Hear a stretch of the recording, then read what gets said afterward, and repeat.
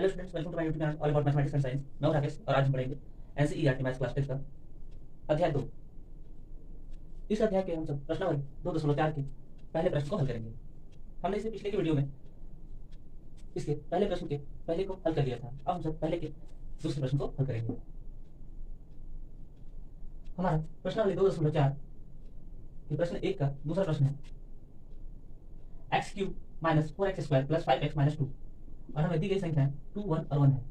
हमें इस प्रश्न में बोला गया है सत्यापित कीजिए कि निम्न त्रिघात बहुपदों के साथ दी गई संख्याएं उनकी शून्यक हैं।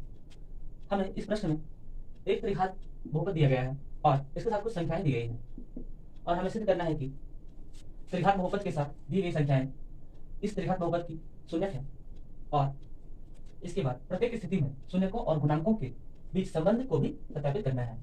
तो सबसे पहले हम सब यह जांच कर लेंगे कि क्या त्रिघात बहुपद के साथ दी गई संख्याएं दिए गए त्रिघात बहुपद की शून्यक है अथवा नहीं।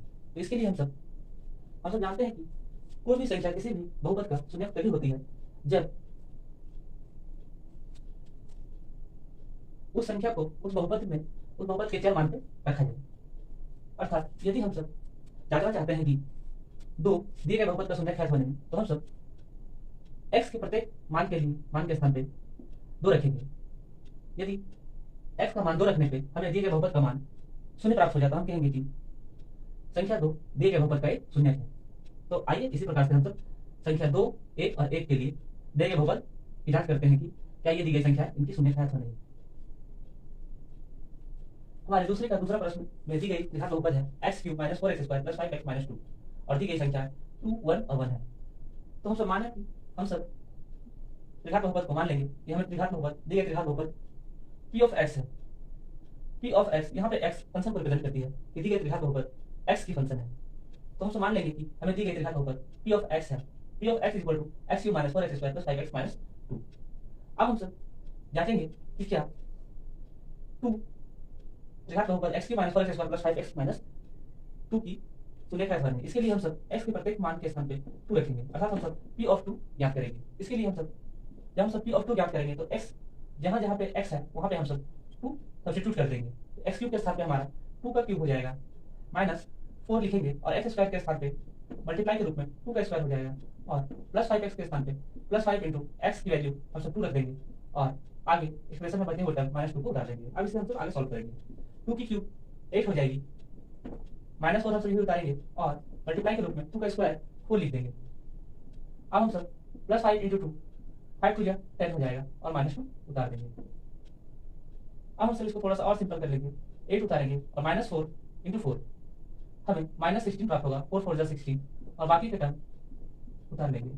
अब हम सब यहाँ पे जितने भी प्लस वाले टर्म्स हैं उनको ऐड कर लेंगे। 8 और 10 मिलकर के +18 हो जाएगी और माइनस वाले जितने भी टर्म होते हैं -16 और -2 हम सब जानते हैं कि माइनस माइनस प्लस होता है, इसलिए हम सब -16 और -2 को जब सॉल्व करेंगे तो माइनस माइनस प्लस हो जाएगा। अर्थात -16 और -2 को सॉल्व करने पे ये आपस में जुट जाएंगे और बड़े के साथ माइनस का साइन है इसलिए हमें माइनस लगाना होगा। तो 16 और 2 18 हो जाएगा और हमें इस तरह से -18 प्राप्त होगा। अब हम इसे आगे सॉल्व करेंगे, 18 - 18 तो हमें 0 प्राप्त होगा। तो हम सब देख सकते हैं कि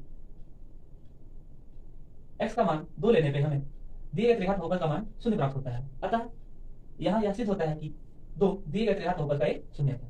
इसी तरह से हम सब दी गई संख्या 1 को x के प्रत्येक मान पे रखेंगे और जांच करेंगे क्या त्रिघात बहुपद का मान 0 आता है अथवा नहीं।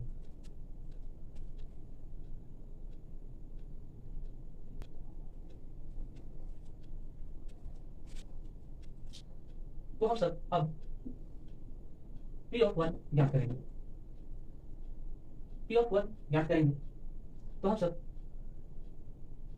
x³ के स्थान पे 1 की क्यूब लिख देंगे, -4x² के स्थान पे -4 × x² के स्थान पे 1 की स्क्वायर लिख देंगे, +5x के स्थान पे +5 लिखेंगे और x मल्टीप्लाई के रूप में x के स्थान पे 1 लिख देंगे और फिर -2 उतार देंगे। अब इसे आगे सॉल्व करेंगे तो 1 की क्यूब 1 हो जाएगी, -4 × 1 की स्क्वायर 1 की स्क्वायर 1 होती है और इसे -4 से मल्टीप्लाई करेंगे हमें -4 प्राप्त होगा और +5 × 1 +5 प्राप्त होगा हमें और -2 लिख देंगे।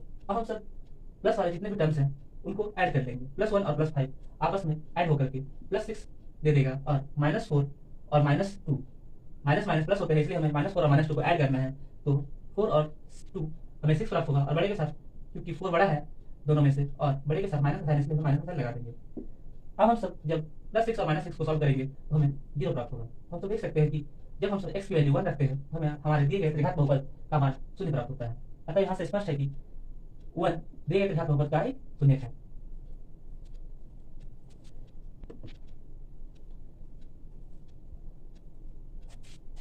तीसरी संख्या भी हमें 1 ही दी गई है, अतः फिर से हम सब p ऑफ 1 का मान निकाल लेंगे।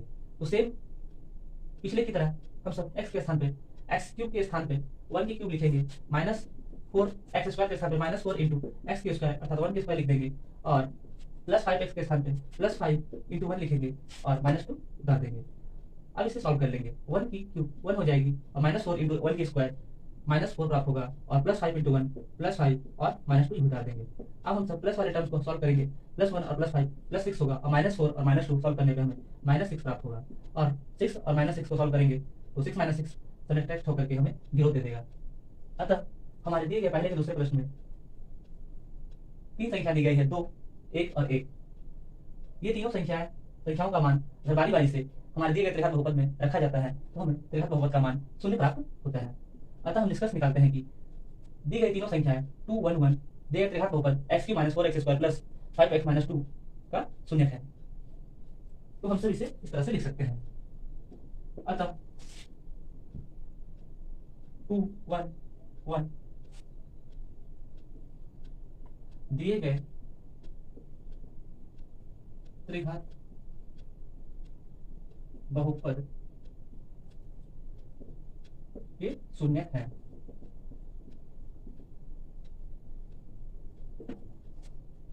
हमने यहां तक आधे प्रश्न को हल कर लिया है कि साथ में दी गई संख्याएं दिए गए त्रिघात बहुपद की शून्यक है। अब हम सब शून्यक प्रत्येक स्थिति में शून्यकों और गुणांकों के बीच संबंध को भी सत्यापित करेंगे।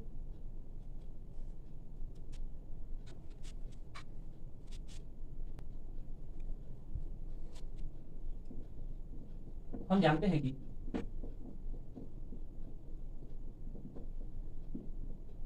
यदि अल्फा, बीटा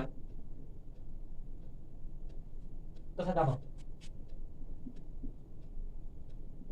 किसी त्रिघात बहुपद की शून्यक हैं तो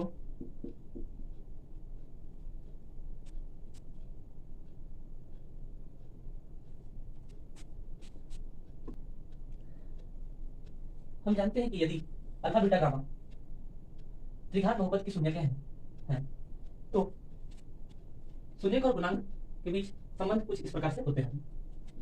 alpha plus beta plus gamma is equal to minus d by होता है, और alpha into beta plus beta into gamma plus gamma into alpha is equal to c by a होता है, तथा alpha into beta into gamma is equal to minus d over a होता है। तो हम सब माइनस डी ओवर ए लिखेंगे। तो हम सब जानते हैं कि यदि अल्फा, बीटा, गामा कोई 3 संख्याएं हैं जो हमारे दिए गए त्रिघात बहुपद की शून्यक है, तो हमारे ये 3 संबंधों को सत्यापित करेगी। तो आइए हम सब बारी बारी से जांच करते हैं कि क्या हमारी दी गई 3 संख्याएं 2, 1, 1 दिए गए त्रिघात बहुपद x³ - 4x² + 5x - 2 के लिए ये तीनों शर्तों को पूरा करती है अथवा नहीं। अल्फा, बीटा, गामा यहाँ पे शून्यक है, जो कि अल्फा का मान 2 है, बीटा का मान 1 है और गामा का मान भी 1 है। यहाँ पे हमें दिए गए प्रश्न में अल्फा का मान 2 हो जाएगा, बीटा का मान 1 हो जाएगा और गामा का मान 1 हो जाएगा, और ए की वैल्यू x³ के साथ मल्टीप्लाइड कांस्टेंट टर्म होती है, और b x² का कोएफिशिएंट होता है जो कि -4 है, और c की वैल्यू x का कोएफिशिएंट है जो कि +5 है, और d का वैल्यू हमें कांस्टेंट टर्म को लेना होता है तो यह हमारा -2 है। अब हम सब इन मान के साथ इन तीनों शर्तों को पूरा करेंगे और जांच करेंगे कि क्या ये इन तीनों शर्तों को संतुष्ट करती है अथवा नहीं। तो आइए हम सब सबसे पहले शर्त alpha plus beta plus gamma is equal to -b/a की जांच कर लेते हैं कि क्या alpha plus beta plus gamma का मान -b/a आता है अथवा नहीं।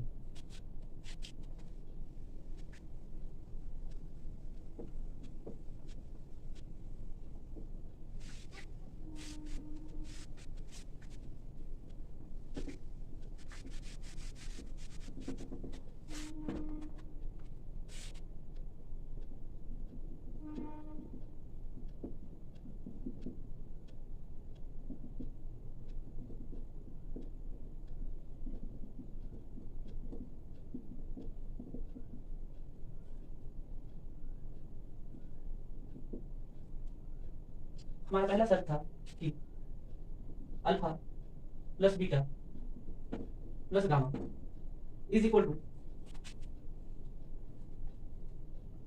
-b/a -b/a।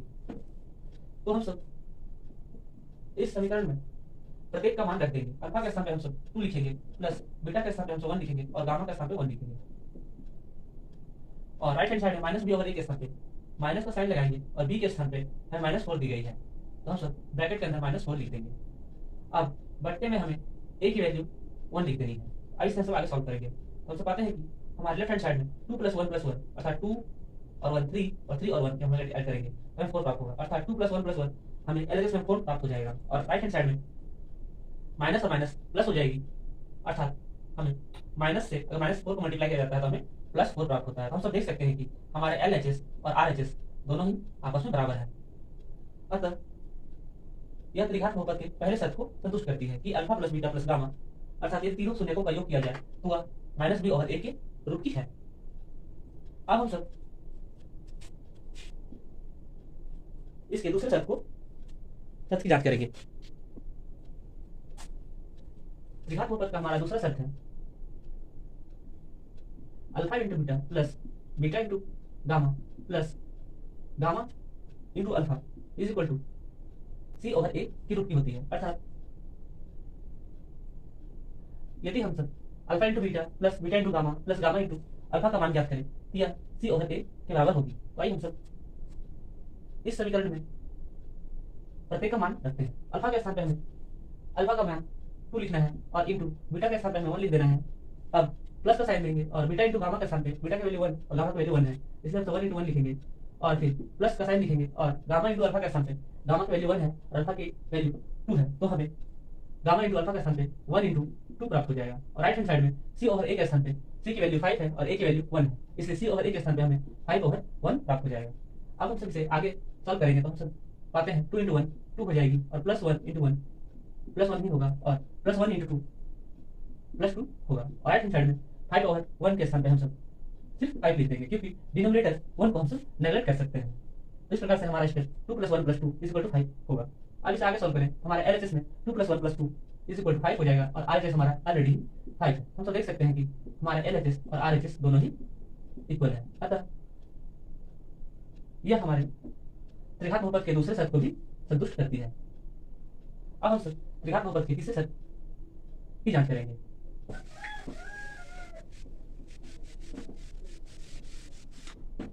हमारे त्रिघात बहुपद का तीसरा शर्त है alpha into beta into gamma जब किया जाता है तो यह -b/a के बराबर होता है। तो आइए हम सब इसमें प्रत्येक का मान रखते हैं और जांच करते हैं कि क्या यह संबंध भी संतुष्ट करता है अथवा नहीं।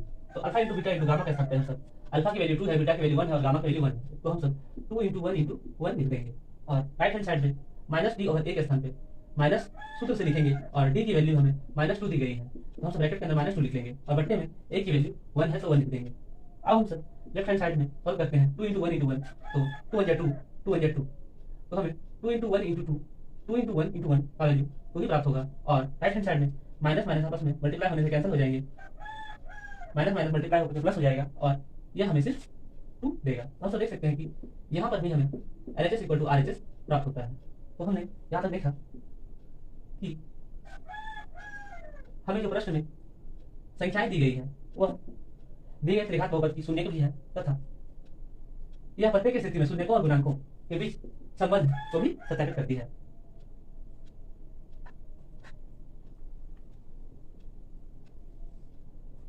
ऐसे ही और भी इन्फॉर्मेटिव वीडियो के लिए हमारे चैनल पेज पे जाएं और हमारे प्लेलिस्ट जानते हैं। Thanks for watching. Thank you again.